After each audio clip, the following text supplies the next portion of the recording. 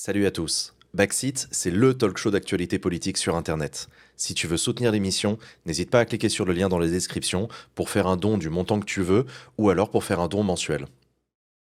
L'actualité cette semaine, elle a été marquée en partie par le retour du dossier Bétharram, Notre-Dame de Bétharram, cet établissement d'enseignement catholique privé des Pyrénées-Atlantiques, proche de Pau, dont on parle beaucoup depuis quelques semaines, quelques mois même. Des centaines d'élèves ont subi des agressions sexuelles, physiques, psychologiques, infligées par des prêtres, des surveillants, des professeurs, entre les années 50 et 2010. C'est quand même beaucoup. À ce jour, plus de 200 plaintes d'anciens élèves ont déjà été enregistrées. François Bayrou a toujours nié avoir eu connaissance de ce qu'il se passait à Bétharram alors qu'il était ministre de l'Éducation et élu local au moment de plusieurs affaires judiciaires et que ses propres enfants étaient scolarisés à Bétharram. Et à propos de ses propres enfants, l'actualité a été marquée hier soir en direct sur Mediapart dans l'émission À l'air libre. En direct, une des filles, la fille aînée de François Bayrou, elle-même scolarisée à Notre-Dame de Bétharram, a témoigné avoir elle-même été victime de violences. Elle a également dit que son père n'était pas au courant, mais qu'en revanche, son père avait quand même rencontré un magistrat qui enquêtait sur ce dossier. C'est quand même pas rien. Je ne sais pas comment poser cette question. Je pense qu'on va aborder plusieurs aspects de cette actualité ensemble, mais est-ce que vous pensez que c'est un coup dur pour François Bayrou, un coup de plus ? Est-ce que vous pensez que... Parce que moi, dans le chat, depuis le début de l'affaire Bétharram, il y a quand même pas mal de gens qui me disent « Mais on en est où de Bétharram ? Comment ça se fait qu'on n'en parle plus ? Moi, ça me paraît tellement scandaleux que ça devrait faire la une de tous les JT. On n'en parle plus. » On l'a constaté, nous, à Rhinocéros, c'est un épisode, on a fait une petite synthèse du traitement médiatique de l'affaire. Il a fait 1 million de vues sans se fouler, quoi. Vraiment, il y a un intérêt des gens pour ce truc-là. Les gens sont choqués par ce truc-là. Par contre, quelles sont les suites ? Tant que Bayrou continue à nier, à dire que voilà... Alors, il y a une commission parlementaire, quand même. Le 14 mai, il sera auditionné par l'Assemblée nationale. Sur ça de prix, Violette Pibou et Paul Vanier. Et Paul Vanier, voilà. Bon, Ah, tiens, Léa. Excusez-moi, je me suis perdue. Mais je pense que ça choque sincèrement les gens. Oui, je pense aussi. Mais moi, ce que je disais jusqu'à présent, c'est qu'il n'y a pas beaucoup de nouveautés dans le sens où une commission d'enquête parlementaire se réunit et commence à travailler. La justice, de son côté, est saisie. Et malheureusement, ces choses-là prennent du temps et ça ne peut pas se faire en un claquement de doigts. Et François Bayrou essaye de se défendre comme il peut, c'est-à-dire très mal. Tu vois, rappelle quand même que François Bayrou, je veux dire, sa défense depuis le début de ce dossier est totalement lunaire. Là, on en est au point où c'est sa propre fille. Tu vois, la dernière fois, je te disais, qu'est-ce qu'on a fait pour mériter ça, quoi, François Bayrou. Et là, tu vois, c'est le mec qui peut mentir, il ment ouvertement. Là, aujourd'hui, il a reconnu avoir finalement son cabinet reconnaît qu'il a bel et bien rencontré ce juge après l'avoir nié plein de fois. Il a fallu que sa fille le dise. C'est sa fille qui l'a dit. Donc voilà, et sa fille a dit bah oui, il est rentré le soir et il nous a dit j'ai vu le juge. Bon, voilà. mais ne le dites pas. Mais ne le dites pas. Ouais. Voilà. Il l'a bien pas dit. Donc comment? Voilà, en effet, sa parole, c'est peut-être, elle vaut plus rien, enfin, sur quoi que ce soit, en fait. Climarx, toi, t'as suivi un petit peu ce qu'elle a dit, la fille de François Bayrou Oui, moi j'ai fait mes devoirs, j'ai regardé l'émission de Mediapart hier, et en soi, c'est pas nouveau, puisque le juge lui-même, il avait déjà dit que Bayrou était venu le voir. Tout ce qu'elle a fait, c'est dire que confirmer, quoi. Mais bon, ça amène en fait pas ça amène des preuves supplémentaires sur le fait qu'effectivement Bayrou était au courant, mais c'était pas particulièrement nouveau. Mais il me semble que, en fait, ce que vous dites et le fait qu'on parle pas énormément médiatiquement de cette affaire, c'est un peu à l'image justement de ce qui s'est passé avec François Bayrou et avec d'autres qui, dans notre incapacité à comprendre les violences sur mineurs, les violences sexuelles et les violences tout court sur mineurs. Et notre incapacité à reconnaître le caractère systémique de ces violences. Et il me semble que ça bloque tellement qu'en fait, on est incapable d'avoir un discours dessus. Et je pense que c'est évidemment... Enfin, je suis évidemment complètement d'accord avec le fait que François Bayrou doit démissionner. C'est pas un sujet. En revanche, je pense qu'il ne faut pas s'arrêter seulement à la figure de François Bayrou et seulement s'interroger et tourner en boucle en permanence pour savoir si le degré de responsabilité de François Bayrou dans cette histoire qui existe, soyons clairs, mais aussi de comprendre que effectivement le propre de ces violences systémiques, c'est qu'elles font système au sein de l'institution et que le fait que toutes les personnes soient protégées, et on va parler après, je pense, du pape, mais typiquement au sein de l'Église, au sein de l'enseignement catholique, au sein de la famille, le fait que les agresseurs soient systématiquement protégés et pas inquiétés, c'est quelque chose qu'il faut comprendre nous, à l'échelle de toute la société. C'est hyper important qu'avec cette affaire Betaram, on comprenne cette chose-là, et pas seulement de se concentrer sur la responsabilité de François Bayrou, qui doit démissionner quand même. Mais sur le principe, je suis d'accord avec toi, mais en fait, il y a un truc, c'est François Bayrou reste un obstacle pour qu'on arrive à parler de tout ça. En fait, ça a été longtemps une affaire Betaram. Ça devait être une affaire Betaram, mais c'est aussi devenu en fait l'affaire François Bayrou. François Bayrou, à force de s'empêtrer dans ses mensonges, il empêche qu'on parle de ces vrais sujets, qu'on reparle de l'enseignement catholique, qu'on parle des violences sexuelles, physiques, psychologiques et sexistes dans les établissements scolaires, dans l'Église, etc. Mais en fait, moi, je t'avoue que je comprends pas la stratégie de François Bayrou, parce qu'il serait beaucoup plus utile. Il aurait pu dire tout de suite, effectivement, j'avais vaguement connaissance, parce qu'il avait peut-être pas connaissance de tout dans le détail, mais s'il avait reconnu tout de suite en disant j'ai pas pris la mesure de ce que c'était, mais il faut qu'on travaille pour aller plus loin. En fait, il y avait quasiment plus de polémique Bayrou. Oui, mais c'est le propre de ces violences-là, en fait. Même dans les familles, quand il y a des cas d'inceste, en fait, les gens savent quand il y a des cas d'agression et d'agression sexuelle au sein des familles, au sein des établissements, et c'est même devant le fait accompli, en fait, on n'est pas capable de reconnaître ces violences. En fait, c'est pas si étonnant, je veux dire, sa réaction, c'est incompréhensible de l'extérieur. Mais les premiers ministres. Non, mais évidemment, encore une fois. Mais je veux dire, en fait, je pense que, voilà. Namou, on a entendu la fille de François Bayrou affirmer que François Bayrou n'a pas cherché à couvrir les violences, mais elle a dit il est juste paumé au milieu de ce dispositif pervers. Pour toi, c'est entendable ? Alors, il ne faut pas non plus qu'il se cache derrière cette justification, mais j'ai l'impression que c'est vraiment à l'image un peu de ce qu'il fait depuis qu'il est Premier ministre. C'est-à-dire qu'il a l'air d'être paumé en permanence, de ne pas savoir de quoi il parle et de ne pas savoir pourquoi il est là, en fait. Et je pense que... il faut pas non plus se cacher derrière ce « Ah, je ne savais pas ». Donc voilà, quoi. Il était quand même responsable politique à l'époque. Il était ministre de l'Éducation nationale. Il a, en plus de ça, nié à plusieurs reprises avoir rencontré ce juge, et je trouve ça juste dingue de pouvoir être capable de nier aussi longtemps une chose pareille. Il avait fini par reconnaître en disant il avait juste parlé du contexte, mais pas de l'affaire en elle-même. Mais pour moi, en fait, il s'est illustré par un manque criant en fait, d'action, et c'est ça depuis très longtemps. Moi, ce qui me sidère, c'est que je me souviens de la toute première fois qu'il a été interpellé aux questions au gouvernement sur ce sujet. On était en live, et c'était un député de gauche qui le prenait à partie là-dessus, et il répondait quasiment sur le ton de l'ironie, en disant non mais vous venez me chercher avec une histoire là, votre truc, j'ai jamais entendu parler de ça, de quoi vous parlez, vraiment avec un mépris affirmé, une manière de dire arrêtez de me poser des questions sur ce sujet, je m'en moque, c'est ridicule, passons à autre chose, soyons des adultes. Sauf que ça s'est pas arrêté, et dans la foulée je me suis dit mais putain, ça aurait été tellement facile pour François Bayrou de s'en sortir de ce bourbier en disant je suis désolé, j'ai merdé, j'ai manqué de vigilance à une époque où on avait tous peu de vigilance sur le sujet. Le ministère de l'Éducation nationale contrôle peu les établissements scolaires privés catholiques, c'est un problème. Ça l'était déjà à l'époque. On t'en demande beaucoup là. Mais non, mais attends, excuse-moi. En fait, je suis désolé, j'en demande pas beaucoup. Des conclusions politiques et tout. J'en demande pas. J'en demande pas beaucoup. Je veux dire, je suis Premier ministre aujourd'hui, je suis ancien ministre de l'Éducation nationale. Je pense donc qu'il faut qu'aujourd'hui on renforce les contrôles, qu'on ait une meilleure école pour demain et pour nos enfants. J'en sais rien. Je suis en train de t'inventer des trucs. Tu vois, mais tu vois ce que je veux dire ? C'est pas le bout du monde de faire ça. Je lui demande pas de faire un mea culpa sur l'ensemble de sa carrière politique, de changer d'avis. Je lui demande juste de dire un truc vrai. Oui, dans les années 90, c'était pas ouf le contrôle des établissements privés. Mais ça l'est toujours pas. Pardon. Mais ça l'est toujours pas. Donc agissons. Non, parce que Paul Vanier, là, le député LFI qui est rapporteur de la commission d'enquête, disait justement ça, qui disait, alors je me souviens plus le chiffre, mais c'était quelque chose comme un établissement sur 1 milliard d'enseignements catholiques. Vrais chiffres. Ce ne sont pas des vrais chiffres.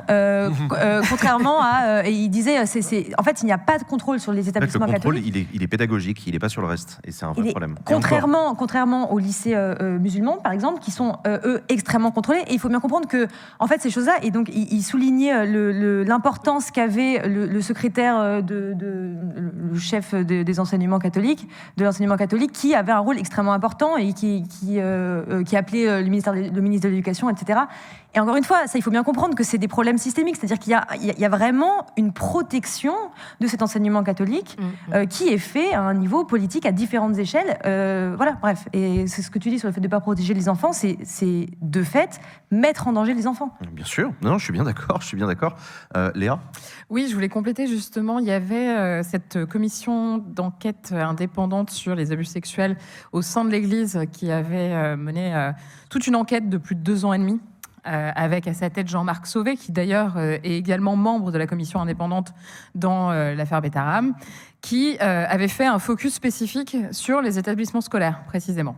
Et qui dit que, effectivement, dans les établissements scolaires privés catholiques, il y a effectivement un enjeu d'autorité directe sur du fait des figures religieuses sur les enfants, et aussi une culture du silence, du respect absolu de l'autorité religieuse, ça je cite. Et d'ailleurs, ce rapport faisait quand même état d'une quarantaine de propositions, et de propositions d'évolution, notamment sur la formation des enseignants et des comment on les appelle ? Ceux qui... Les personnels encadrants. Les personnels encadrants. Non, il y a un terme spécifique. Les ATSEM. Les AED ? Les quoi ? Les AED, Les pions. De qui tu parles ? Des pions Les CPE. Des curés qui sont dans les écoles. Ils ont un nom spécifique, non ? Les curés qui sont dans les écoles. Les curés qui sont dans les écoles. Le truc qui était super sérieux, qui devient complètement...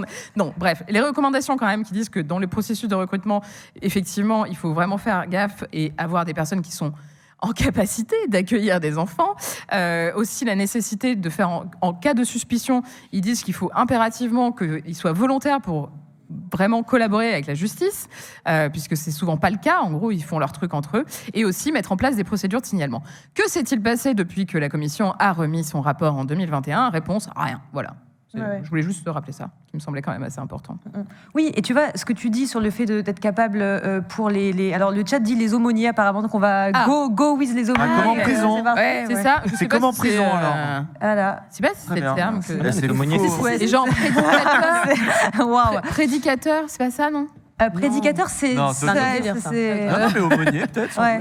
Bon, bah, eux, quoi. C'est le quiz à la con, en fait, là, j'ai pas compris. Ils gèrent les aumôneries qui sont à côté. Il y a des questions sur le catholicisme, c'est ça, et j'étais pas Enfin, là. un quiz à la con sur le catholicisme. C'est les aumôniers dans les écoles. T'es allé faire une petite partie de Gorby ? Comme Barré Gorby, ouais. Je suis allé me confesser, c'est pas vrai.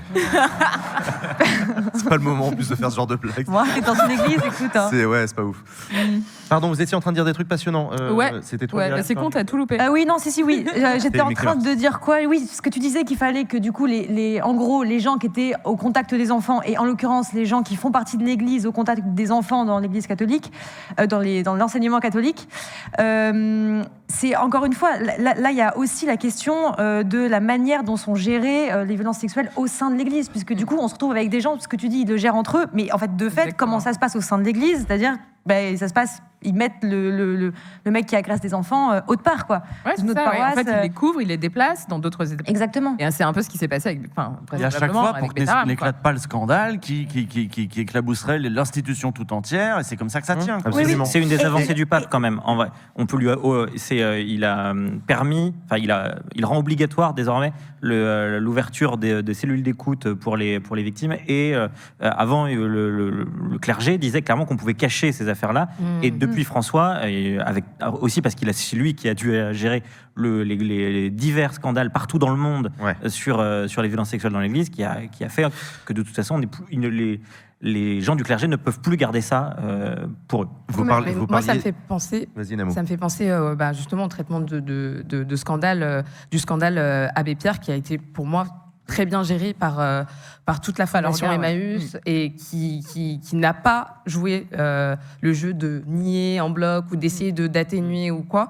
Et je trouve ça rafraîchissant de voir ça. En fait. Ouais, c'est un beau contre-exemple. Ils ont même changé de nom comment maintenant, ça s'appelle la Fondation pour le logement des défavorisés. Ouais. Mais parce que, en fait, la Fondation Emmaüs, à un moment donné, en devenant vraiment une organisation type ONG quand même assez fat, est sortie de la logique cléricale et vraiment devenue une organe de la société civile plutôt traditionnelle, en fait. Il y a un truc aussi, parce que vous parliez du caractère systématique de cette protection du système contre la parole des enfants victimes. Ça va même aussi plus loin que ça. Dans mon livre, j'avais parlé de société du bizutage, en dénonçant une faculté qu'on a collectivement dans notre inconscient à accepter l'idée que les enfants en chient un peu. Que finalement, grandir, ça doit pas se faire sans douleur. C'est normal. Il faut souffrir pour être belle. Il faut souffrir pour être un petit garçon. Il faut souffrir pour être un adolescent. Et si tu te prends une tarte, c'est pas la fin du monde. Ouais. Au contraire, ça va même t'éduquer un peu. Et ce fantasme-là de sa société du bizutage, tu le retrouves dans des passages, dans des rites de passage comme le service national universel, où tu vas te retrouver au garde à vous, mon grand. Tu vas faire des pompes devant un gradé. Et c'est humiliant, mais c'est fait exprès, en fait. C'est pensé comme ça, c'est voulu. Et ça aussi, c'est un truc auquel il faut qu'on s'attaque si on veut réussir à faire réduire la quantité de violence que subissent les enfants. C'est qu'on prenne à la juste hauteur l'horreur que représente une société qui maltraite ses propres membres à ce point-là. Et je voudrais juste rebondir sur ce que tu dis. Et en plus de ça, il y a cette dimension dans les violences sexuelles, et notamment avec les petites filles. L'expérience de l'agression sexuelle dans l'enfance, c'est aussi une manière d'apprendre la domination, d'apprendre corporellement la domination. Parfaitement. J'en avais parlé lors d'une carte blanche où justement j'avais parlé du film Cassandre de la réalisatrice Hélène Merlin, qui parle en fait de cette dynamique de la violence intrafamiliale et notamment il y a cette phrase de il faut souffrir pour être belle, et ça part sur tout ça, quoi. Et alors, en termes de solutions, on note que la Ciivise, la commission sur l'inceste et les abus sexuels, recommande de rendre imprescriptibles les viols et les agressions sexuelles sur les enfants.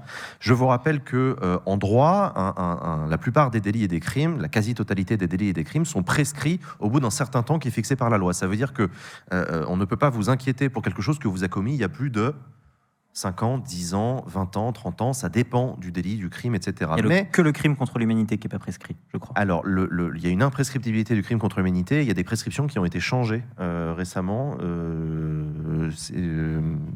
Léa, je me tourne vers toi parce que j'ai un doute, je crois que c'était pour des agressions sexuelles sur les femmes. Non, oui, mais je crois que c'est passé de 20 à 30 ans, mais c'était une augmentation, mais c'était pas une imprescriptibilité. Ah non, c'est certainement pas une imprescriptibilité, mais ça a été une occasion de passer de 20 à effectivement une augmentation. Bref, je suis en train de me perdre, je suis désolé.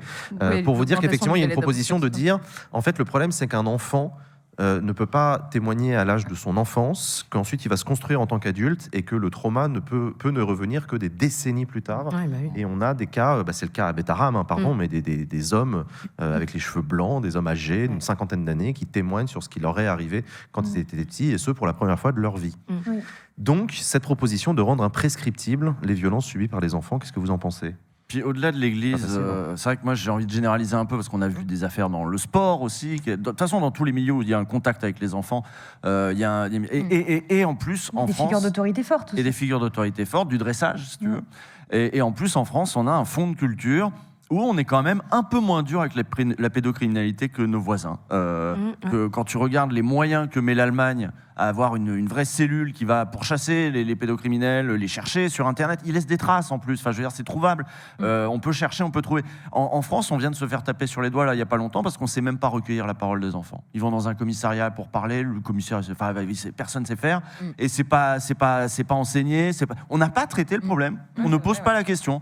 Et en effet, ça dit beaucoup de comment on traite les plus faibles d'entre nous, à savoir les enfants, ceux qui peuvent pas parler, ceux qui peuvent pas se lutter, ceux qui putain je m'embrouille. Mais ça dit beaucoup sur nos valeurs aussi, quoi. Mais c'est une raison de plus pour laquelle, pour moi, oui, il faut faire sauter ce truc-là, parce que oui, mais si même la police, n'est même pas à même de, va falloir aussi former autrement la police ou les quoi. adultes dans les écoles. Mais surtout, en fait, il y a beaucoup de ces violences où il y a un mécanisme de protection où le trauma est juste oublié et en fait refait surface pour X raisons.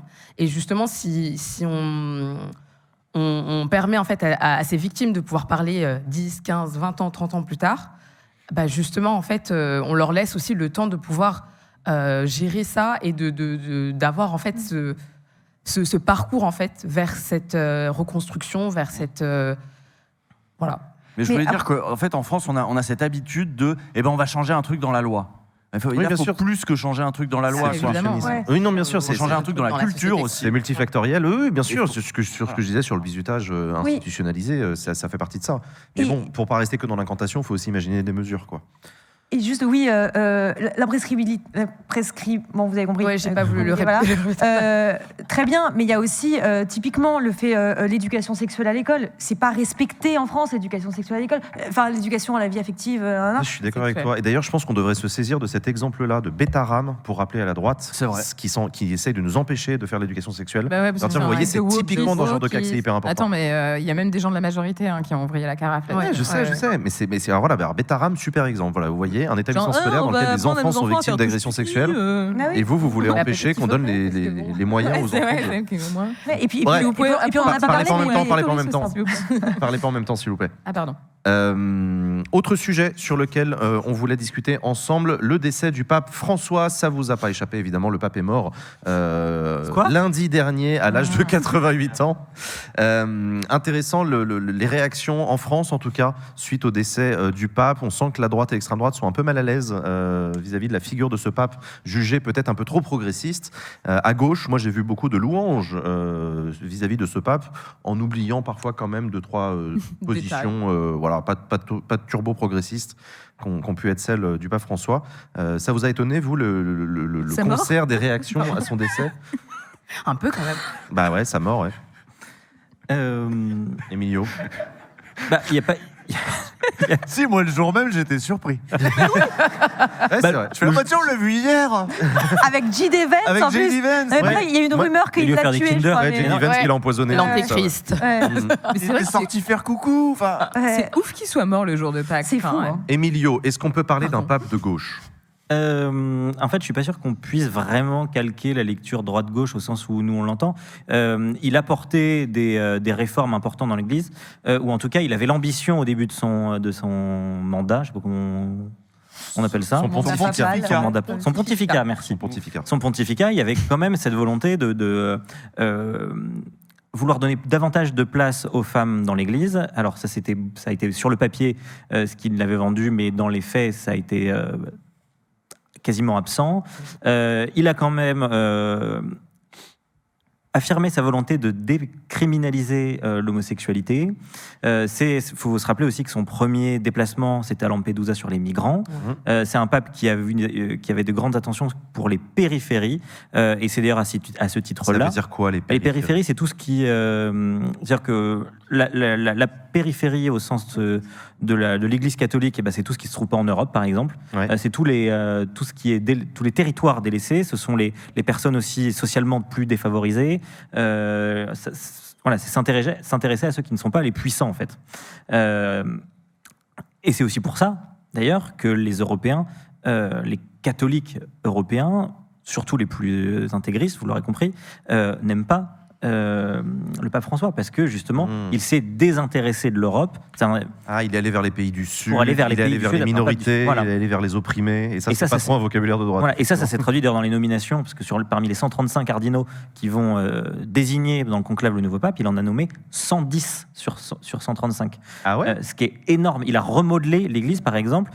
En un seul pontificat, pas très long en plus. Les cardinaux, en général, ils sont vieux, donc ils meurent vite. Oui, il y a un turnover. Mais d'un certain point de vue, c'est démocratique. Et par exemple, la place de l'Europe a vraiment diminué, parce que jusqu'ici, il y avait toujours plus de 50% de cardinaux européens. On est passé à 39%. Ils sont toujours les plus nombreux, mais ils n'ont plus la majorité à eux seuls. Il y a encore Barbarin, pour faire le lien. Ah, il est toujours là. Barbarin, Bon, comme quoi. le cardinal de Lyon, l'évêque de Lyon qui avait couvert l'affaire du père Prélat. Ouais. Il est toujours dans le, donc il n'est plus évêque, il est plus. Il est dans le conclave. Mais il est toujours dans le conclave.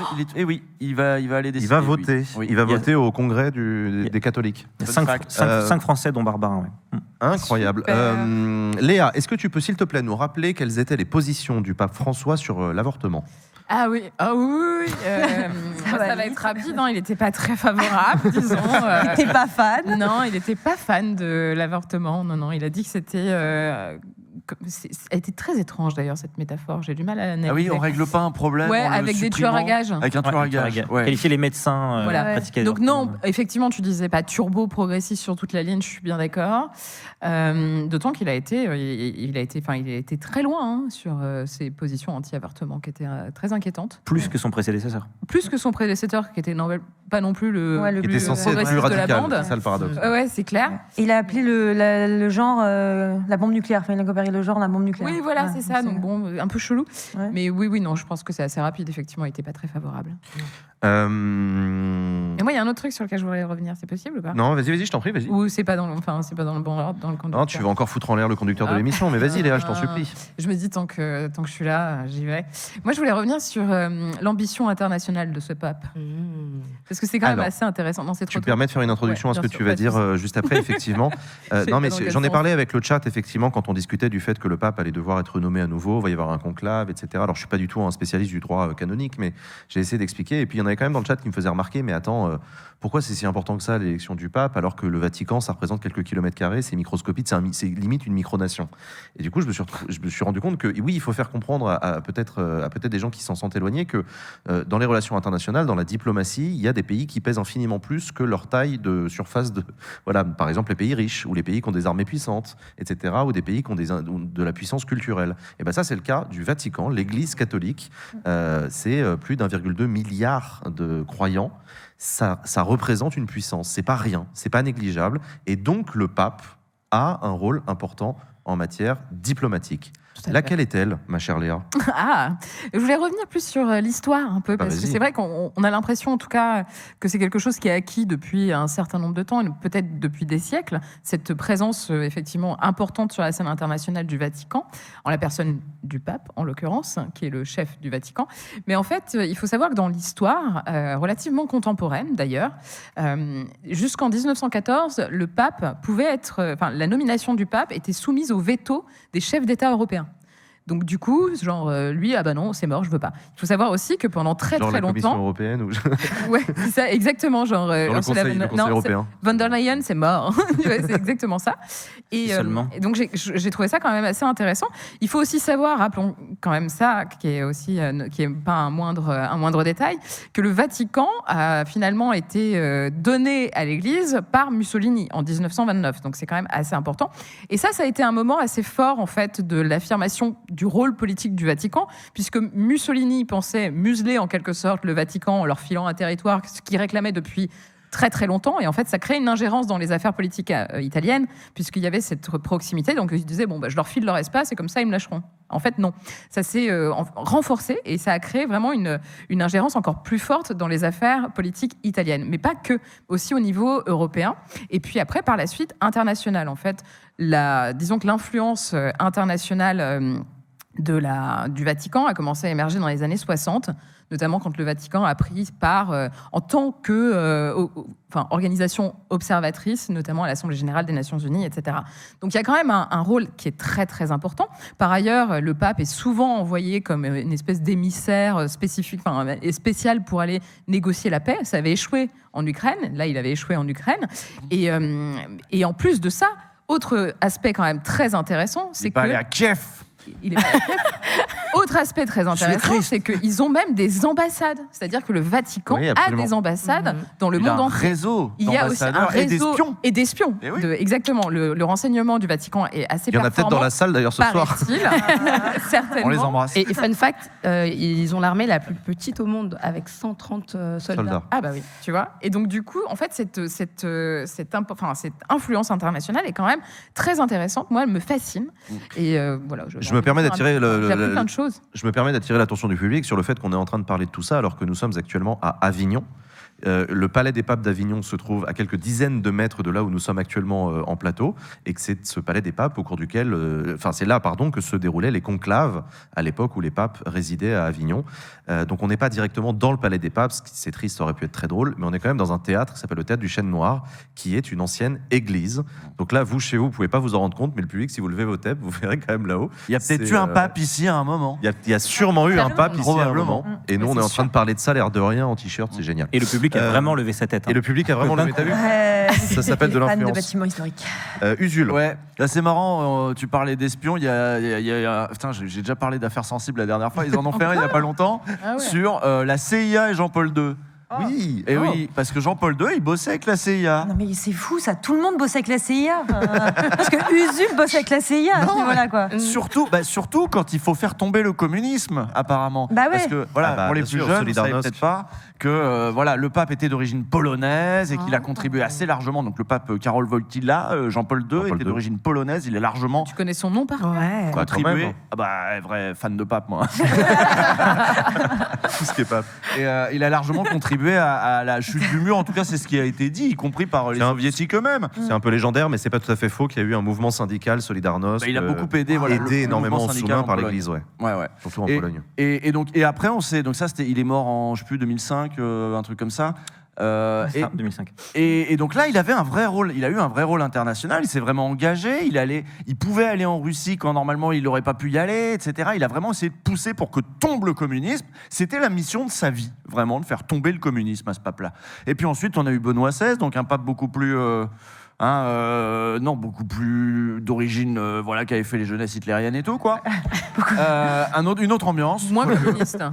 Voilà. Et en pas fait, communiste. je pense que les gens sont sur le truc progressiste aussi par contraste avec ce qu'il y a eu avant. Ah, Oui, c'est c'est vrai. clair. C'est-à-dire que là, on a eu le pape François avec en effet, il parle des pauvres. Mais en fait, il revient un petit peu. Mais alors, Encore autre, heureux. Dialoguer avec les marxistes. autre exemple aussi Ouais. qui est Appelle important, François. c'est Oui, que et l'écologie. Je Ouais. pense que ce qu'on va retenir aussi beaucoup du pape François, c'est que c'est le pape qui a écrit. Il a écrit. Et vous savez, les catholiques lisent le pape. Vraiment, c'est édité en poche. Vous pouvez trouver ça. pas les bulles papales, mais les encycliques, Les encycliques. C'était en 2015 au moment de il y la en a eu- COP 21. Des Laodaté, là, je sais pas quoi. Il y en Ah a bah, une ça, qui a c'est été sortie anti-poche. effectivement en 2021 Oui, ça se sur trouve en l'écologie et ça a été vraiment un espèce de coming out écolo de l'Église catholique avec coming out, c'est peut-être pas le bon mot. Non, mais voilà. peut-être pas.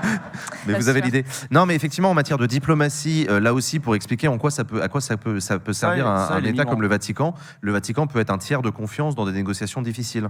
Il y a un exemple comme ça qui, moi, m'avait beaucoup marqué à l'époque. C'était pendant le mandat de Barack Obama aux États-Unis que les relations entre Cuba et les États-Unis se sont apaisées quasiment d'un coup, à un moment assez spectaculaire, où Raúl Castro donc le frère de Fidel Castro au pouvoir à ce moment-là, et Barack Obama ont tous les deux pris la parole à la même heure, à la même minute, sur leurs télévisions respectives dans leur pays, pour annoncer à leurs peuples respectifs qu'à partir de maintenant, les relations diplomatiques vont être réouvertes entre les pays officiellement, qu'il y aura une ambassade et qu'on va se diriger vers une paix, etc. Et c'est fou, parce qu'après des décennies d'embargo, après la guerre froide et tout, on a appris que c'était l'Église catholique qui avait joué un rôle phénoménal pendant des années et des années de négociations en silence, discrètement, avec des émissaires du gouvernement américain et des émissaires de Cuba, pour essayer de retisser des liens et de remettre sur pied une collaboration entre Cuba et les États-Unis. Et c'est Bon, pour ça ensuite, qu'on- Trump est arrivé au tout pouvoir et puis il a annulé. Mais C'est pour ça qu'on s'en fout pas de qui va être le prochain pape. Oui, quoi. absolument. C'est pas une histoire qui concerne que les catholiques ou une histoire de foi ou Alors, je sais pas quoi. Ça, Sur il y a un l'influence vrai rôle. internationale, Ça je va voulais être quoi bien, le pape sous rebondir l'ère aussi. Trump,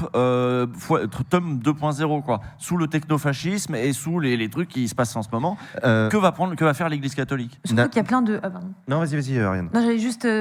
Surtout qu'il y a pas mal. J.D. Vance, typiquement, il s'est converti au catholicisme. Il y a de plus Parle en bien plus dans le micro, s'il te plaît. Pardon. Il y a de plus en plus de gens d'extrême droite américaine, enfin des gens, des membres du Parti républicain et consorts, qui sont qui de base plus évangélistes et qui se convertissent au catholicisme. Voilà, dont J.D. Vance qui donc s'est converti au catholicisme.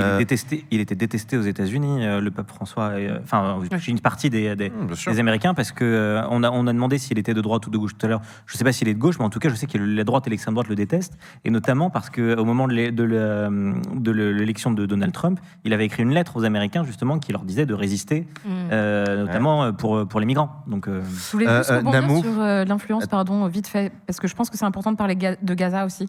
C'est alors justement pour ça que je voulais Ah, pardon. interroger Namou. Namou, le pape François, avant de mourir, et au cours de son pontificat, a pris des positions fortes Ouais. sur le dossier Gaza. Bah oui, on a un pape qui, selon le curé de Gaza, l'appelait tous les soirs depuis un an, qui prenait vraiment soin de demander des nouvelles de la population gazaoui, pas seulement forcément que des catholiques, des chrétiens palestiniens, mais vraiment de savoir comment va cette population palestinienne. Et je trouve ça super fort, parce que même lors de son dernier discours, avant de mourir, Urbi et Urbi et Orbi, il a eu un mot pour Gaza.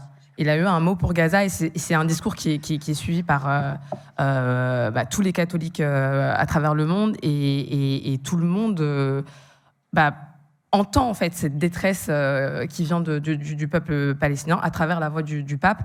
Et je trouve ça important aussi parce que ça met aussi la lumière sur la minorité chrétienne palestinienne dont on parle très très peu. On a tendance un peu à réduire ce qui se passe à Gaza à un conflit entre musulmans et juifs. Et en fait, on oublie qu'il y a des athées, il y a des chrétiens et que en fait, c'est une question d'humanité au fond. Léa ? Oui, je voulais juste... parfait, c'est exactement ce que je voulais dire, c'est super important, mais je voulais compléter aussi en disant que c'est peut-être aussi là où on voit la limite de l'influence sur la scène internationale du Vatican. Oui. Parce que bien que depuis le début de ce qu'on peut clairement appeler un génocide, le pape François a été très régulier et très cohérent dans sa prise de position, tu l'as rappelé, jusqu'au bout. Pour autant, ça n'a fait flancher aucun État occidental. Et ça lui a même apporté Tu veux beaucoup dire d'insultes. qu'il n'est pas si influent que ça, le pape ? Il n'est pas si influent que ça, mais c'est pareil sur la question des personnes en situation de migration, en fait. Il est baqué par aucun État occidental. Aucun. Donc du coup, il y a effectivement cette espèce de fantasme autour de l'influence avec effectivement les espions du Vatican, etc. Mais finalement, peut-être que la réalité de cette influence est finalement assez moindre. D'ailleurs, le pape n'a pas accepté cette hypocrisie, notamment de Macron. Voilà, Il n'avait pas applaudi. Le sort fait aux migrants a fait que quand il est venu à Marseille, il a dit je vais à Marseille. Je vais pas, c'est pas une visite officielle en France, je vais à Marseille, je vais parler de la Méditerranée. Donc le pape a résisté aussi. Ouais, tout à fait. Ouais, alors que Macron Léa adorait avoir sa petite photo. Macron l'a invité à l'inauguration de Notre-Dame de Paris. Il a fait ça m'intéresse pas vos trucs, c'est pas mon truc. Après, il l'a vu en Corse. Non, mais je suis Il l'a vu en d'accord. Corse. Mais en même temps, ce que dit Léa est intéressant parce que qu'est-ce que Macron a perdu suite à ça ? Pas grand-chose en fait. Il y a plein de ministres qui auraient fait la queue pour aller embrasser le pape, faire la photo et tout. Oui, mais le fait qu'il ne l'ait pas fait n'a pas fait perdre à Emmanuel Macron 10 points dans les sondages. Ce que dit Léa est assez juste, c'est-à-dire qu'on en fait des caisses sur le pape. Mais est-ce que le pape n'est pas un lanceur d'alerte parmi d'autres qui s'indigne de son côté en disant des trucs comme une forts personne normale. Parce qu'il Il fait des tribunes dans l'Europe, tu vois. il traite pas avec les autres chefs d'État d'égal à égal, en fait. Oui. Il fait plutôt un guide spirituel pour les croyants. Et donc, en fait, si influence il y a, c'est peut-être plus de ce côté-là, même si c'est extrêmement divisé. Mais en fait, il est... Mais les croyants chrétiens, j'ai pas l'impression qu'ils votent massivement pour lutter contre... Non, mais quand même, le non, pape a une ils ont voté influence majoritairement à sur l'extrême l'Église droite. Oui, bien sûr, bien sûr. Les 37% en France. selon la Croix en France, aux dernières élections législatives, 37% des catholiques ont voté pour le Rassemblement national. C'est 5,5 points de plus que la moyenne nationale. Ce qui explique peut-être pourquoi les médias Bolloré ont Ils accueilli adorent. très fraîchement le pape François. Ouais, et pourtant, Jordan Bardella a décidé, bizarrement après avoir taclé le pape sur les migrants, d'aller se recueillir sur le cercueil du pape et de participer à ses obsèques. Parce qu'en fait, il a compris quand même que ça restait une figure. Mais pourtant... là, quand on regarde CNews, ils sont à donf sur le cardinal Sarah. Ouais. Alors, qui est le cardinal Sarah ? Le cardinal Sarah, c'est C'est l'archevêque de Conakry, en Guinée. Et c'est le digne héritier de l'Inquisition. D'accord. C'est un ultra-intégriste qui est un tenant de la théorie complotiste et raciste du grand remplacement, qui pense qu'en Europe, les musulmans, vont grand remplacer la population chrétienne. Et donc, évidemment, ils sont en toupie sur CNews et dans le groupe Bolloré. Et je rappelle que, par exemple, il y a 2-3 ans, c'est Vincent Bolloré lui-même qui avait imposé à la une de Paris Match, lorsqu'il le possédait, un entretien avec le cardinal Sarah, qui en réalité n'a pas de grande chance d'être pape. Hein. Mais en fait, il incarne quelque chose dans l'Église. Et donc, c'est Bolloré lui-même qui l'avait imposé et qui avait créé, dans la rédaction de Paris Match, un schisme, je crois que c'est le cas de le dire, énorme. Non, c'est assez impressionnant. Affaire à suivre, en tout cas, que ce conclave donc, qui va s'ouvrir dans les prochaines semaines. Les cardinaux, une bonne centaine de cardinaux, vont se réunir à huis clos dans la chapelle Sixtine au Vatican pour élire le prochain pape. Et il y aura peut-être aussi un nouveau Dalai Lama. Hein. Il y aura peut-être un nouveau Dalai Lama, et parce que peut-être c'est même eux 2. qui votent aussi. Et peut-être même 2. Oui, parce qu'il y a celui qui est validé par les Chinois et celui qui ne l'est pas, c'est ça. Ouais. Mais pour le conclave, il n'y a pas assez de place. Hein. Il n'y a pas assez de... Non, parce qu'il y a 135 cardinaux, il en a nommé trop, et en fait, il n'y a que 129 places pour dormir dans les chambres, donc ils sont d'un point de vue logistique. Et bah vous partagez les lits les Allez. copains. On est Ouais. ensemble, ça part, c'est la colo. Ok, d'accord. Est-ce que je peux Je juste... t'en prie. En vrai, on a du temps, hein, vas-y. Ok, super. Non, mais sur cette influence du pape, je voudrais, parce que je refais un peu le lien avec Bétaram, pardon, mais ça me semble hyper important. Vas-y. Comme vous avez parlé de Sarah et un peu de ces différentes figures dans l'Église catholique qui incarnent différentes choses. En fait, ce nouveau pape, c'est aussi important dans la direction que va prendre l'Église.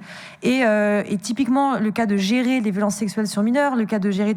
vous parliez du fait que le pape François, normalement, devait inclure plus de femmes au sein de l'Église, qu'il n'a absolument pas fait.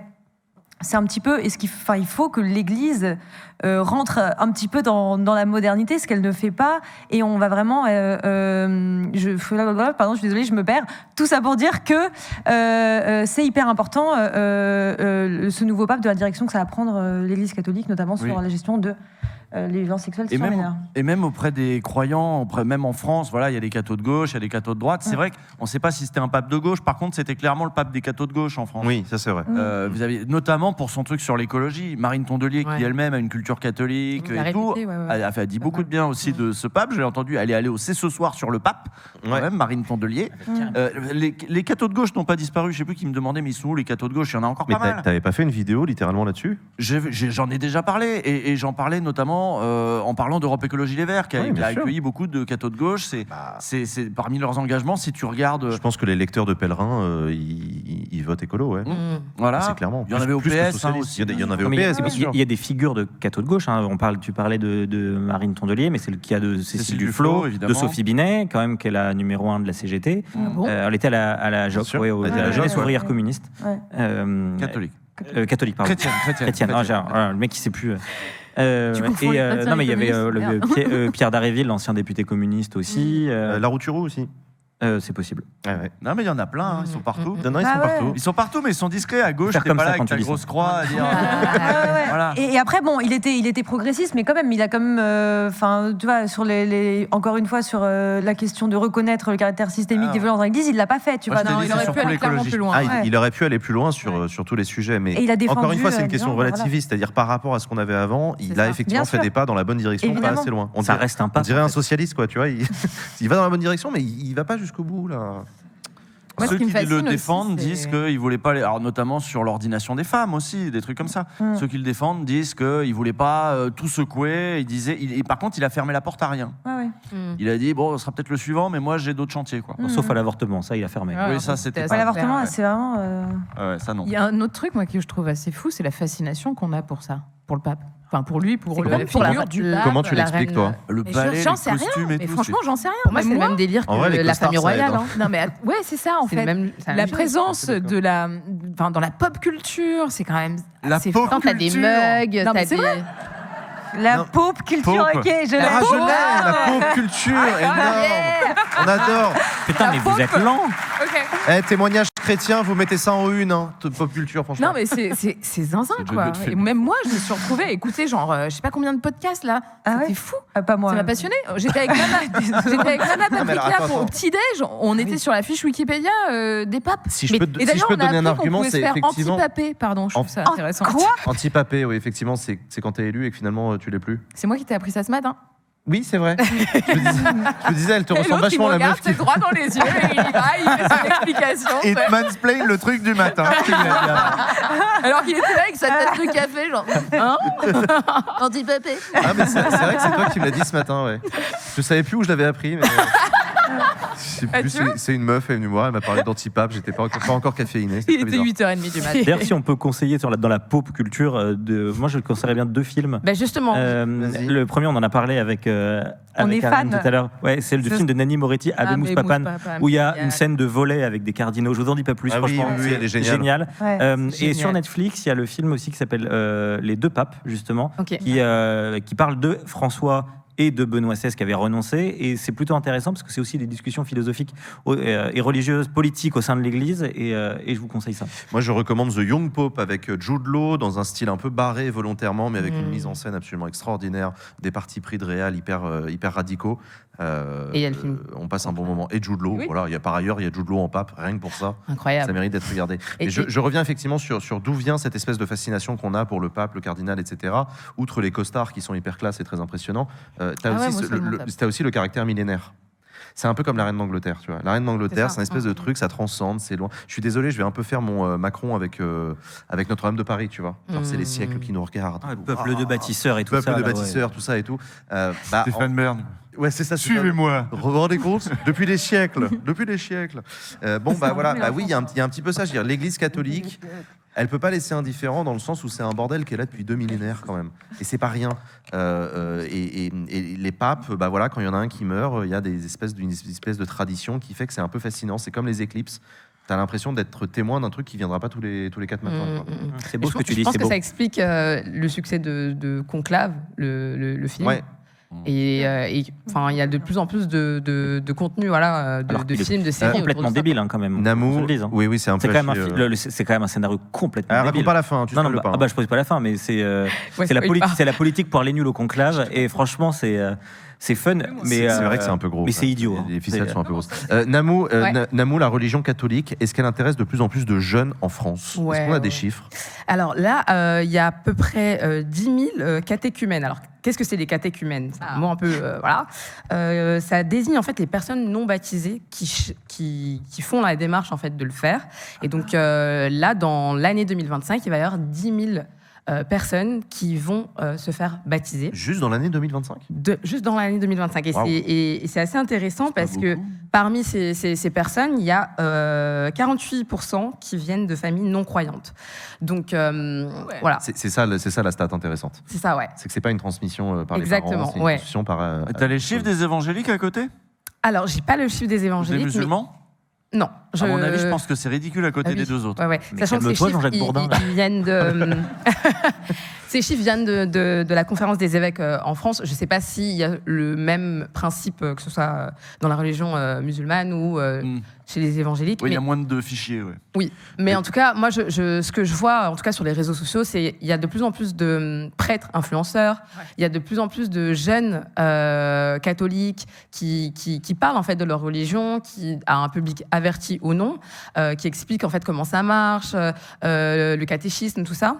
Et aussi sur Twitter, on voit des jeunes qui se prennent en photo avec leur soutane, et en fait tu vois qu'ils ont des Nikes, des contours, enfin ils sont très dans l'air du temps, mais en même temps ils sont dans cette institution millénaire. Et en fait, moi j'ai l'impression qu'ils essayent aussi en tout cas pour ce qui est de la religion catholique, de suivre un peu les pas des évangéliques.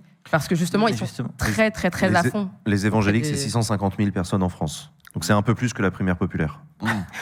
Mais en vrai, pour rebondir sur ce que dit Namou, on assiste en réalité... Pardon. L'union de la gauche, c'est notre religion, genre. Ah oui, pardon, c'est la suite. Mais on assiste plus à un retour du recours religieux qu'un retour au religieux. C'est aussi le manque de transcendance. C'est-à-dire qu'aujourd'hui, les idéologies se sont quand même un peu effondrées. On n'a plus grand-chose dans quoi croire. Et donc, il y a certains qui il y a Baxit quand même. Enfin bref, non mais... Tu veux que tu aies un papébil, papabil? Ouais, avec la barbe, tu faisais avec la barbe, on va faire la quête. Ouais. Voilà, bon. Abonnez-vous à la chaîne Twitch et faites un don à Baxit. C'est Dieu qui vous le demande. Excuse-moi, je t'ai coupé pour raconter des conneries. Ouais, et ben maintenant tu vas te faire voir, je dis plus rien. Oh non. Moi, je veux bien rebondir sur la papa mobile. Pardon, ça me fascine aussi. La papa mobile ? Ah ouais. Pourquoi ? C'est un délire. Ce sera le mot de la fin. Ouais, il y a Renaud qui avait fait une papa mobile, je crois, pour Jean-Paul II. Renaud, le chanteur ? Ouais. Tu te venges là, c'est ça ? Oui, mais sur Léa qui a rien fait, la pauvre. Ah ouais, c'est vrai, merci. Cocorico. Cette fameuse papa mobile, quand même, avait des poignées en or. Tout était en or et c'est pas fini. Ils avaient trouvé un système de sorte à ce que lorsque le pape s'arrêtait et que les fidèles voulaient lui baiser les pieds, dégueulasse. Ça, c'est un délire aussi. Je ne juge pas, mais quand même, je trouve ça un peu. No king shaming. Il refusait pas justement. Non, attends. François, le siège pivotait. Wow. Tu pouvais appuyer. tu pouvais appuyer sur un bouton et faire pivoter le siège pour que les gens puissent plus facilement lui baiser les pieds. Et ça, c'est pas de série maintenant sur les Mégane, sur les séries 5, je sais pas. Si, du coup, ils ont gardé le concept, c'est en option. C'est une option, c'est pas de série, c'est en option. C'est l'option papa mobile. On rappelle le concept, c'est que c'est une voiture vitrine où tu as un pape au milieu et c'est des vitres blindées pour pas qu'on le tue. Voilà. Parce qu'il y a déjà eu C'est comme le starter pack, mais il y a déjà eu des tentatives de meurtre. Autre sujet, Emmanuel Macron est en tournée dans l'océan Indien. Et il s'est rendu à Mayotte 5 mois après le passage du cyclone Chido qui a ravagé l'île. Au moins 39 morts et des milliers de blessés, 3,5 milliards d'euros de dégâts, une économie complètement à terre. C'était ça le bilan du cyclone Chido. Et après ce passage par Mayotte, Emmanuel Macron s'est rendu à La Réunion, frappée en février dernier par le cyclone Garance et touché en ce moment par une épidémie de chikungunya. On en est à 120 000 cas détectés de chikungunya. Qu'est-ce qu'on peut retenir, Emilio, de cette visite d'Emmanuel Macron à Mayotte? Alors, moi, je connais plus la partie Réunion, parce que j'ai fait un papier dessus, mais ça m'énerve. En fait, c'est le même problème entre la Réunion et Mayotte. C'est qu'on a un chef de l'État qui a, on peut le dire, daigné passer une tête. Grosso modo, il est resté 24 heures à Mayotte, 24 heures à La Réunion. C'est parce qu'il se rendait à Madagascar. Il devait aller à l'île Maurice, mais comme le pape est mort, il a écourté sa visite. Mais en gros, on a un président de la République, alors qu'il y a 2 catastrophes majeures qui ont frappé des territoires de la République qui sont déjà abandonnés, notamment du point de vue du service public et l'hôpital qui tire la langue comme rarement à Mayotte et à La Réunion. Et Emmanuel Macron, il fait un passage éclair pour essayer de calmer la colère. Et en fait, pour avoir eu des gens sur place, parce que du coup j'ai fait un papier pour lui-même dessus, il a plutôt attisé, parce que les gens ils n'ont pas compris pourquoi il ne restait pas. Macron il n'était pas venu à La Réunion par exemple depuis 2019. Ça fait 6 ans que dans ce territoire, le président de la République n'avait pas foutu un pied. Et pas d'annonce, rien en plus. Et en fait voilà, il a dit qu'il allait annoncer des choses. En ce qui concerne le cyclone Garance, c'est notamment le problème après Garance, c'est beaucoup sur l'agriculture, c'est la filière de canne, donc qui produit le sucre de canne, mais pas que. C'est central dans l'agriculture à La Réunion, c'est 52% des plantations, de l'espace agricole sur l'île. Et aujourd'hui, elle est complètement à terre. Et on a une chose qui se passe jamais, c'est que l'ensemble de la filière agricole, c'est-à-dire qu'on parle des gens qui élèvent des bovins, qui font des légumes, etc. Ils sont tous d'accord pour dire qu'il faut prioritairement relever la filière canne. Et Macron est arrivé en disant oui, on verra. En gros, on en reparle en juin. Ce qui se passe aujourd'hui, c'est que les agriculteurs, ils touchent déjà des aides, mais en fait, ils touchent pas les aides du cyclone Garance, ils touchent les aides du cyclone Bilal de l'année dernière. Oh mon Dieu. Donc en fait, on en est là, c'est ce niveau-là. Et en plus, s'ajoute à ça l'épidémie de chikungunya. Je sais plus à combien de morts on était quand j'ai écrit mon papier. On était à 7, dont un nourrisson. Et en fait, les gens sur place, c'est des députés, des eurodéputés, des sénateurs qui m'ont parlé, m'ont dit, il y a 20 ans, la première épidémie de chikungunya, on l'avait mieux gérée que ce qu'on la gère aujourd'hui. Par exemple, il y avait de l'information dans beaucoup plus de campagnes d'information, ce qui n'est pas le cas aujourd'hui. Et en fait, l'Agence régionale de santé fait le choix de l'immunité collective. L'immunité collective, c'est le choix qu'on avait fait pour le Covid. C'est-à-dire qu'on attend qu'un nombre très important de la population soit contaminé, et comme ça crée une immunité collective et le virus recule. Sauf que sur le Covid, il y avait un choix de ralentissement de la propagation. Voilà. Quand même. Oui, il y avait en confinant. Mais au bout d'un moment, on s'est dit qu'on ne pouvait pas confiner tout le temps, et donc il fallait aussi, en même temps qu'on vaccinait, faire le choix de l'immunité collective. Et en fait, ça a quoi comme conséquence, le choix de l'immunité collective? C'est que 10% des personnes qui sont frappées par le chikungunya ont des douleurs chroniques qui restent pendant des années. Voilà, donc on fait ce choix-là, faute d'avoir, encore une fois, anticipé. Mais l'anticipation, c'est quand même pas le grand fort de ce gouvernement, quel que soit le sujet, mais sauf que ça a des conséquences encore plus dramatiques quand on voit ce qui se passe dans les territoires ultramarins qui sont déjà abandonnés. Namou, qu'est-ce que tu retiens, toi, de cette visite d'Emmanuel Macron dans l'océan Indien? Pour moi, ce genre de visite, notamment vu la durée, c'est vraiment... Il y a toute une stratégie de communication derrière, en mode, voilà, je suis passé... Ciao. Mais en fait, on est sur des territoires sinistrés qui demandent plus que 24 heures de simplement vous voyez quand même, là, on a réussi à faire quelque chose, quoi. On a remis l'eau. Ouais, mais vous avez remis l'eau pour 24 heures et quand vous allez repartir, la situation sera exactement la même que précédemment, voire pire. Et en fait, j'ai lu pas mal de témoignages d'habitants à Mayotte ou même ensuite à Madagascar, il est ensuite passé à Madagascar, qui disaient qu'il y avait une sorte de nettoyage en fait de la misère sociale, de tout ce qui ne va pas quand le président arrive dans ce genre de territoire pour montrer en fait une belle image. Et moi, je trouve ça juste scandaleux et c'est dingue en fait. Enfin, si c'est pour aller dans ces territoires-là juste pour faire une campagne de communication, mais enfin. Ça ne sert absolument à rien, quoi. Alors, il y en a un, c'est intéressant parce qu'il y en a un qui est salué pour le coup, à l'inverse, pour son côté, je fais moins de com et je suis sur le terrain et tout. Bah, c'est Manuel Valls, actuel ministre des Outre-mer. Je l'avais oublié. Je l'ai entendu être quand même salué par des observateurs et par des élus à gauche, reconnaissant son boulot à Mayotte. Couvert d'anonymat. Oui, sous couvert d'anonymat, évidemment. Mais non, mais quand même. Enfin, tu vois, surtout les autres, avant, ils étaient tellement nuls que Manuel Valls, à côté, quand il a été Premier ministre, il a géré les ultramarins. Il arrive avec, en fait, quand même... La Nouvelle-Calédonie, par quelques exemple. compétences, notamment en Nouvelle-Calédonie. Mais après, donc, Manuel Valls, il a offert... Est-ce qu'il est en train de faire le taf, d'après toi? Est-ce qu'il est en train de faire le taf? Là, c'est pas à moi de juger. C'est pas à moi, parce que en fait, j'ai pas les compétences nécessaires pour juger. C'est pas que je refuse de prendre position. Après, si des élus disent que c'est mieux qu'avant, tant mieux que ce soit Manuel Valls ou quelqu'un d'autre. Tant que les sujets avancent, autant qu'ils avancent. Mais après, il y a des questions que Manuel Valls n'a pas réglées. Ce que je n'ai pas abordé juste avant, mais tu parlais de Mayotte et du cyclone Chido. Ils sont où les morts de Mayotte? Exactement. Le bilan, j'ai plus encore, mais en gros, on est à moins d'une centaine de morts du bilan de Mayotte. Moi, j'ai des collègues qui sont rendus sur place et qui ont dit qu'il avait rencontré des personnels de la sécurité civile, des pompiers, qui disaient que dans certains villages où ils s'étaient rendus, longtemps après le cyclone, parce que il y a eu trop peu de moyens développés, et il y avait quasiment des charniers où il y avait des corps qui s'amoncelaient. Aujourd'hui, le bilan officiel parle de 39 morts. Non, mais c'est un scandale énorme. Où sont les morts de Mayotte, par exemple? Et ça, Manuel Valls, si on l'invitait dans Brexit, ce que je ne propose pas, c'est une question que je voudrais lui poser, par exemple. Pourquoi pas? Ça fait des mois qu'il y a ce bilan provisoire, effectivement. C'est scandaleux. Emmanuel Macron s'est aussi rendu à Madagascar, où il a voulu créer les conditions du pardon de la colonisation française. Est-ce qu'Emmanuel Macron fait un taf que vous jugez intéressant sur la question mémorielle vis-à-vis de l'Algérie? Alors c'est pas le bon moment d'en parler parce que les relations sont tendues plus que jamais, mais il y avait eu le rapport Stora, la reconnaissance de l'État palestinien qui devrait intervenir en juin s'il va jusqu'au bout de son processus, et voilà, c'est Emmanuel Macron qui parle de la colonisation mémorielle et de la colonisation, et qui dit qu'il est prêt à aller jusqu'à demander pardon. Qu'est-ce que vous en pensez? Non, j'en sais rien, c'est peut-être que des petits symboles et tout. On peut revenir à ce que tu disais sur le côté, je passe une tête de temps en temps, je fais un truc positif. Et c'est pas suivi des faits. C'est mignon de demander pardon, mais les pays sont peut-être aussi en droit de demander des réparations derrière. C'est d'ailleurs en général pour ça qu'ils ne disent pas pardon. C'est que si tu dis pardon, tu reconnais une faute, tu m'aides à réparer derrière. Et là, il l'a fait avec Haïti il n'y a pas longtemps, oui, d'accord.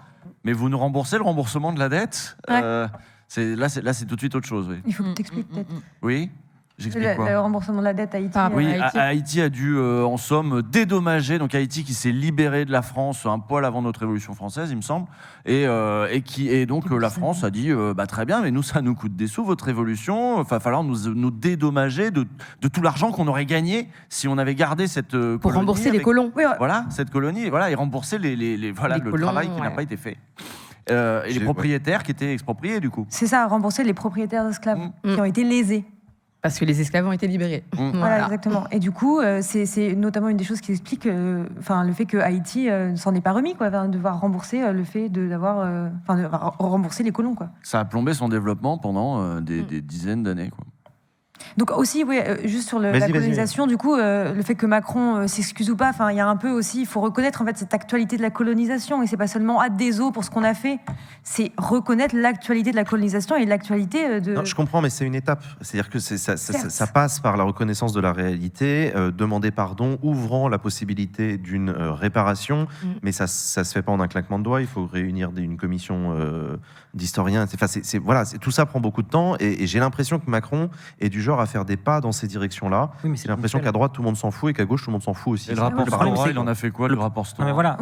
C'est toujours ponctuel en réalité. Il n'y a pas justement une prise de conscience globale. Et ça, c'est par exemple les travaux de l'historien qui est hyper intéressant, Pascal Blanchard. C'est vraiment son sujet. Et on l'a vu encore avec la polémique de Jean-Michel Apathy sur l'Algérie. La France n'est encore pas prête à reconnaître les méfaits de la colonisation dont elle a été l'autrice dans un nombre de pays incalculable. Et tant qu'en fait il n'y a pas de travail mais mémoriel qui est engagé aussi avec des historiens, ça peut pas être un seul coup, un coup par-ci, un coup par-là. Et donc il faut on a un secrétariat d'État à la mémoire, mais qu'est-ce qui fout le secrétariat d'État à la mémoire, sans déconner, par exemple? Il pourrait aussi se saisir de ça. Et à mon avis, ils s'en saisissent très largement. C'est juste que c'est un secrétariat d'État très peu médiatique, personne ne les invite, et nous les premiers. Hein, tu vois, aux anciens combattants et à la mémoire. Oui, mais moi, anciens combattants, personne ne les invite jamais. Donc, tu parlais de quelque chose de ponctuel, et là, par rapport à Madagascar, il y a aussi la question du retour de corps de malgaches qui ont été ensuite emportés en France. Et en fait, là, il y a cette question de rendez-nous nos morts, rendez-nous nos œuvres. Il y avait la question au Bénin, notamment, de tout ce qui était les artefacts du royaume du Dahomey. Et en fait, Macron dit, vous voyez, je mets en place ce genre de processus, mais en fait, c'est des processus qui sont arrivés avec des demandes qui ne datent pas d'aujourd'hui. Et il arrive comme étant un peu le messie et qui débloque un peu cette situation-là, alors que c'est vachement motivé aussi par son agenda j'ai l'impression de se positionner comme étant un acteur de l'histoire réparatrice. Alors ça, c'est un truc effectivement que tu retrouves chez beaucoup de chefs de l'État. Je me souviens que Nicolas Sarkozy, ça m'avait marqué aussi ce côté. Je suis là pour écrire une page de l'histoire de l'humanité tout entière. Je veux pas être retenu juste pour mes réformes sur l'assurance chômage ou je sais pas quoi. Je veux laisser ma pierre dans l'édifice. Il l'a bien laissé, lui. Juste encore une fois, c'est bien gentil de dire, c'est faire un pas, dire oui, pardon pour la colonisation, etc. Mais là, on a parlé de Mayotte, etc. Qu'est-ce que ça veut dire, s'excuser pour la colonisation et ensuite laisser les gens dans cet état-là, de laisser l'hôpital public à Mayotte, de vouloir stériliser les femmes dans l'hôpital public, de voir, évidemment, la répression envers les Kanaks.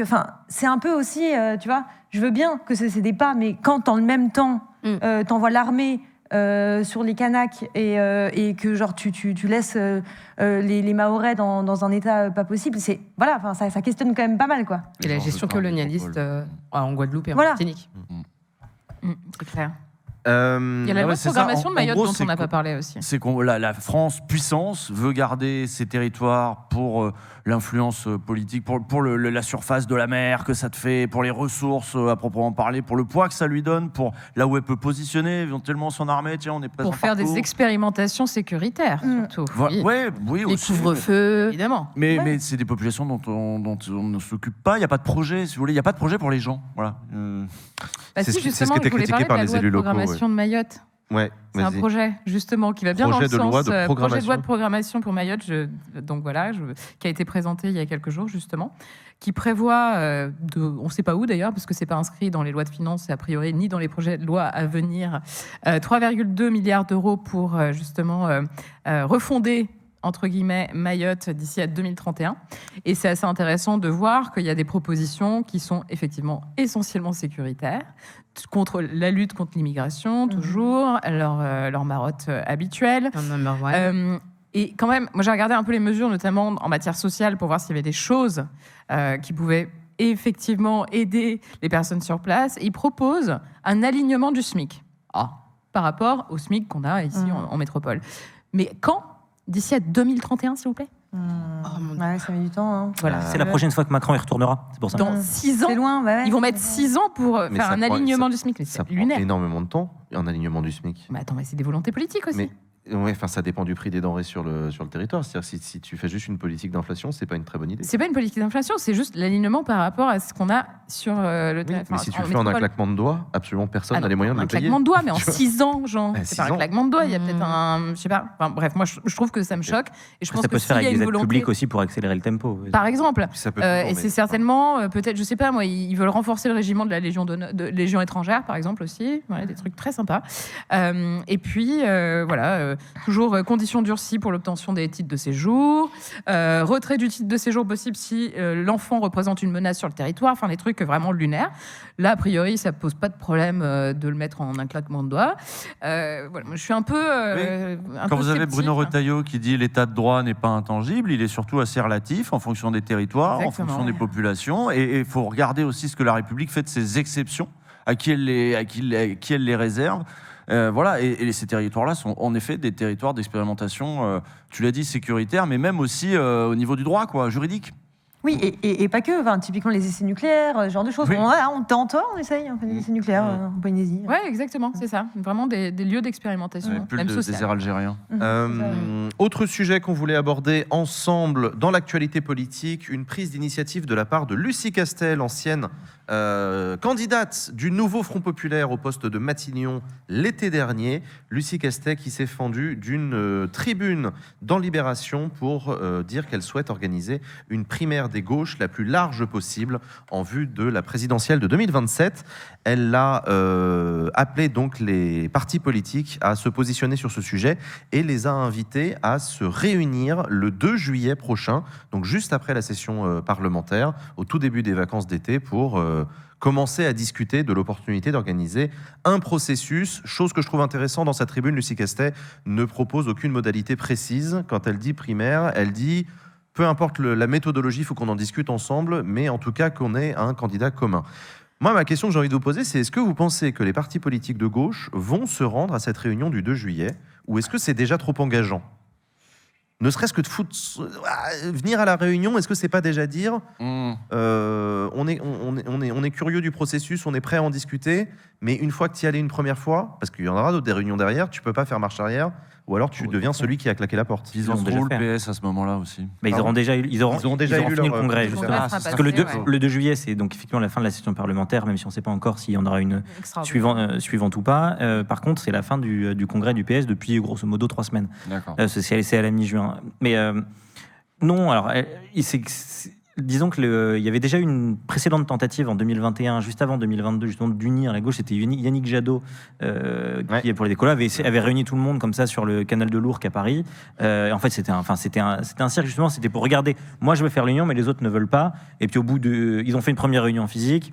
Une deuxième en physique, mais où les journalistes n'étaient pas trop conviés à la sortie. Et puis une troisième en visio, en fait, où il n'y avait plus personne, qui était totalement déséquilibrée, etc.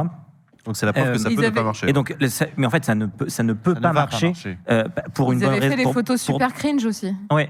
Canal de l'Ourcq. Et ils marchaient là comme ça, genre les Beatles. Ouais, enfin ils étaient 23 les Beatles là. Bah la gauche française quoi. Et il y avait même Corinne Lepage de Cap 21, donc c'est. Ouais, c'est large. Mais en fait, Mathilde Panot a déjà plus ou moins déjà répondu pour la France Insoumise en disant qu'ils étaient quand même pas chaud pour y aller, parce que de toute façon, on a bien compris que Jean-Luc Mélenchon serait serait candidat en fait. Ils ont dit de toute façon, on propose aux autres de venir derrière nous. On a déjà un candidat unique. Pourquoi vous en voulez un autre?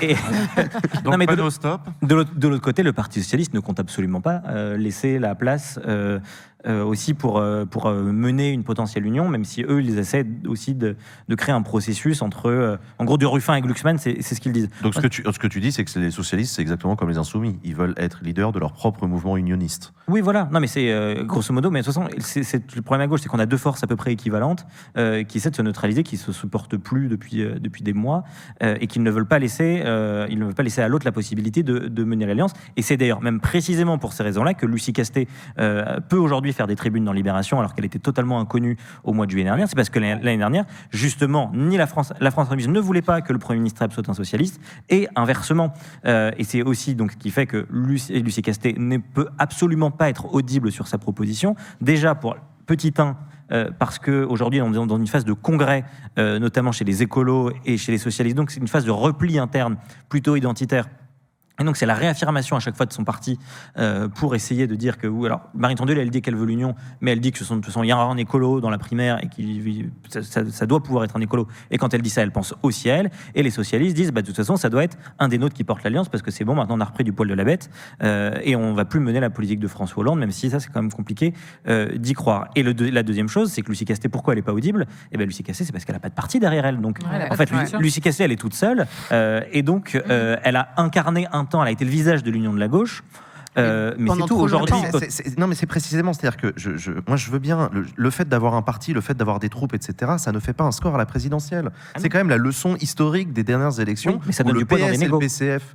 Ah bah oui, mais sauf qu'avant d'arriver à la candidature, il faut des négos. Alors que Lucie Castet, elle a pour elle à minima, d'avoir été à un moment le visage d'une union de la gauche qui a fait un bien fou à beaucoup de gens. Oui, mais auquel personne n'a jamais cru. Quand tu parles à tous les membres du conclave, parce que ça a duré quand même 15 jours ce cirque de savoir qui serait le Premier ministre de la gauche, et en réalité, quand tu parles à toutes les personnes qui étaient présentes, savaient pertinemment que Macron ne la nommerait jamais. Ouais. Et c'est Usul, Glucksmann se prépare tout seul de son côté, ça c'est sûr. Ça fait plaisir. Ouais. CIA. Il a vraiment un cap clair. Ouais, bah non, maintenant il est autonome, il a été lâché manifestement, donc il veut y aller, ça c'est sûr, donc les papiers disent ça. Et en ce moment, au congrès du PS, la grosse question va être, j'ai vu que les deux lignes, ça allait être Faure, qui veut qu'il y ait une union quand même de Ruffin à Glucksmann, voilà, c'est ça, de Ruffin à Glucksmann, donc tout le monde sauf Mélenchon en gros. Et les autres, donc menés par Nicolas Mayer-Rossignol, qui lui veut une primaire. Alors, il veut à peine d'une primaire, et puis ce serait mieux que ce soit surtout des sociodémocrates. Donc on irait jusqu'à Cazeneuve. En fait, lui là, comme ils sont en train de faire le congrès, le PS pardon, doit du Parti rester bien socialiste, droitos, quoi. c'est que le Parti socialiste doit assumer sa mue vers la social-démocratie allemande et devenir les sociodémocrates en France, au sens de le PS doit abandonner toute référence au marxisme, à la lutte des classes. Oui, enfin, ça suffit le marxisme là, on entend parler toute la journée. Donc voilà, ça c'est le truc effectivement de Nicolas Mayer-Rossignol, et qui sont en train de mettre à jour cette doctrine en disant voilà, on est des sociodémocrates, on n'a pas vocation à continuer à faire des alliances avec un Jean-Luc Mélenchon avec qui nous n'avons rien à voir. Et alors, ils disent que dans un second temps, ils viendront proposer aux autres, sauf la France Insoumise, une candidature commune issue de leur rang. Voilà. Ah bah c'est gentil, parce qu'en l'occurrence, il se trouve que la France Insoumise leur proposera également une candidature issue de leur rang. Non, mais moi je voudrais revenir. Il y a un truc qu'elle dit, Usul. par contre, Lucie Castet, dans sa tribune, c'est qu'elle parle de radicalité. Elle parle de rupture. Ouais. Elle parle d'une rupture. Non, mais c'est pas rien. Depuis le début, on n'a pas parlé de ligne politique. On n'a pas parlé de quoi. Qu'est-ce qu'ils veulent faire. Pourquoi tu t'énerves? Usul, c'est toi qui as la parole, vas-y. Je t'en supplie. Non, mais parce que c'était ça la question à trancher. C'est quelle ligne politique, quelle rupture avec le néolibéralisme, quelle société on veut être, quel projet pour la France. Qu'est-ce qu'ils disent là-dessus les socialistes? Je sais pas. Qu'est-ce qu'elle dit? Moi, je sais plus où je le disais, mais je le dis assez souvent. Je pense que quand tu demandes aux gens de gauche qu'est-ce qu'ils veulent, je pense qu'ils veulent la rupture. Je pense qu'ils veulent plus d'écologie. Je pense qu'ils veulent plus de féminisme. Je pense qu'ils veulent tout à la fois. Ils veulent des meilleures conditions de travail aussi pour les gens. Ils veulent de meilleurs salaires, etc. Et rien n'exclut rien.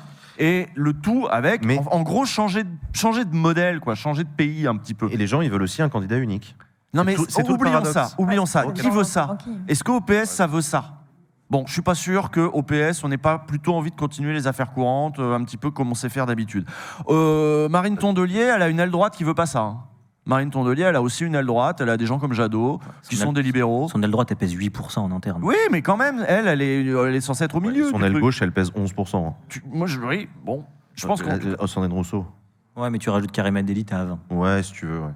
Je pense que tu peux faire en tout cas, ce projet. C'est le boucher, quoi. Ce projet. Bon, allez, démerdez-vous. Non. Usul, continue.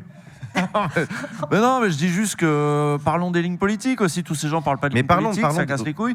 Et ça se prend la tête sur des trucs. Bon, allez, le PS de droite. Bon, c'est la seule question, c'est est-ce qu'il va être de droite mais pour l'Union enfin, bon, mais donc c'est fort, ça, mais pour l'Union. Quelle ligne politique peut réussir? Mais ce qui est fou, c'est que les pestiférés dans l'Union là, sont ceux qui ont le plus travaillé un programme, qui ont le plus imaginé ce que pourrait être cette France-là, et ceux qui ont fait 22% la dernière présidentielle. Tu parles de qui? Des Insoumis? Je parle des Insoumis, qui sont les pestiférés pour tous les autres.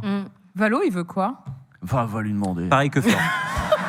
On avait son pote tout à l'heure, on le rappelle si tu veux. Valo, il veut une refondation du Parti Socialiste et il veut un retour du PS hégémonique, ce qui ne veut absolument rien dire.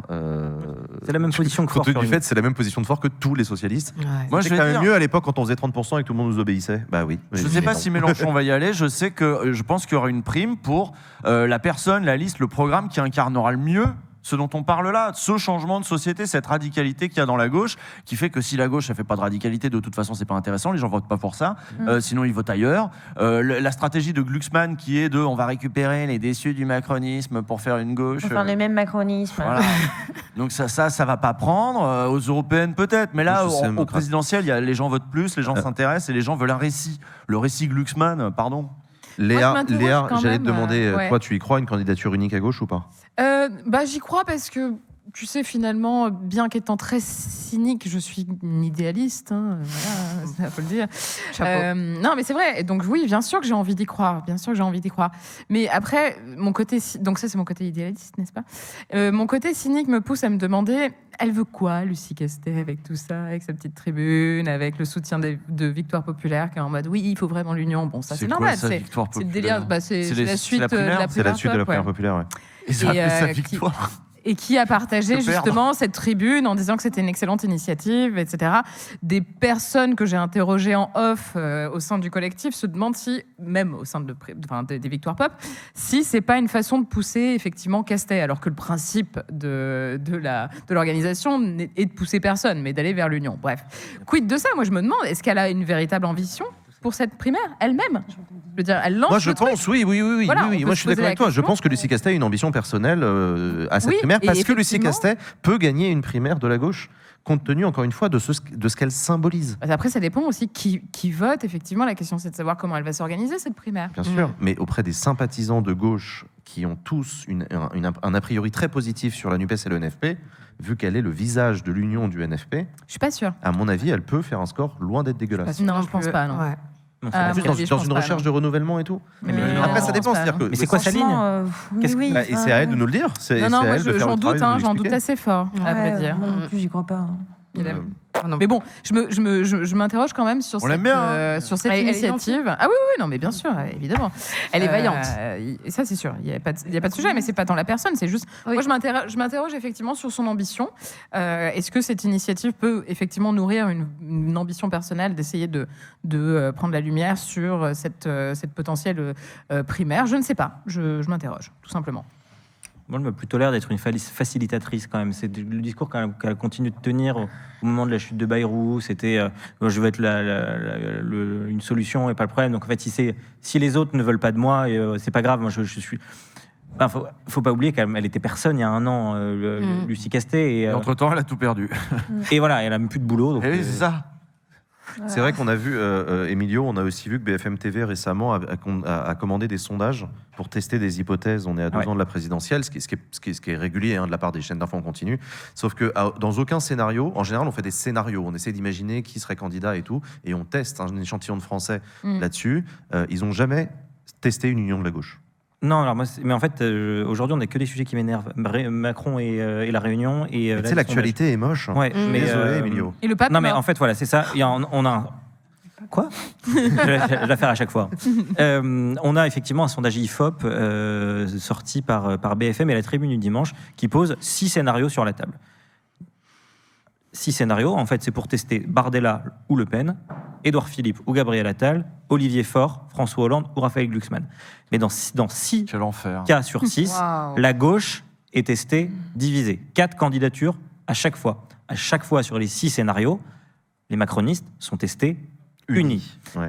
Sauf qu'en fait, si le scénario de l'union existe pour les macronistes, elle existe aussi pour la gauche. Si le scénario de la division existe à gauche, il existe, celui de l'union existe. Une union à une candidature ou 2 candidatures, ça reste une union.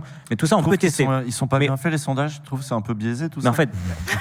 Et justement, j'allais y venir, mais parce qu'en fait, on oublie, qu'est-ce que c'est un institut de sondage? On dit institut. Mais en fait, c'est une entreprise de sondage. Donc, qu'est-ce qu'elle fait, l'entreprise? L'entreprise, elle répond à une commande d'un média qui a une ligne éditoriale. Et donc là, il suffisait de regarder le titre de l'article, c'était Marine Le Pen en tête, en gros, duel entre Édouard Philippe et Marine Le Pen, virgule, Raphaël Glucksmann devance dans une gauche divisée.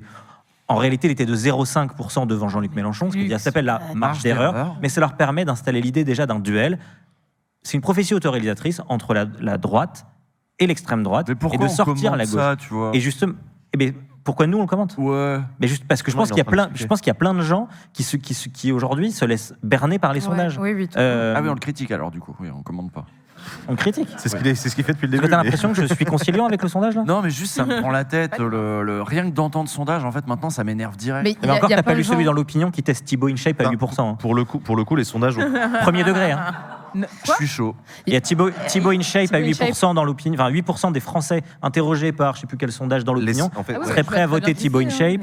Et il y a Usul dans le sondage aussi, en fait. Non, il n'y a pas Usul. Non, mais il y a Francis Lalanne, c'est un peu la même vibe. D'accord, ouais. Mais peut-être je vais faire la primaire. Ouais. Ouais. S'il y a une primaire du n'importe quoi, Ah j'y non, vais. mais attends. j'y Tu vais. sais, moi, à chaque fois qu'on me dit une personnalité conciliante et potentiellement en Rassembleuse. capacité de rassembler, moi je dis Usul. Ouais. Consensuel même. Genre, allez, On peut aller jusqu'à Bah, consensuel. regarde, tu dialogues déjà avec Donald Trump qui fait des messages sur Facebook pour toi là. Je peux- Euh, Non, c'était la chronique d'Adèle, mais t'as pas suivi. Ah.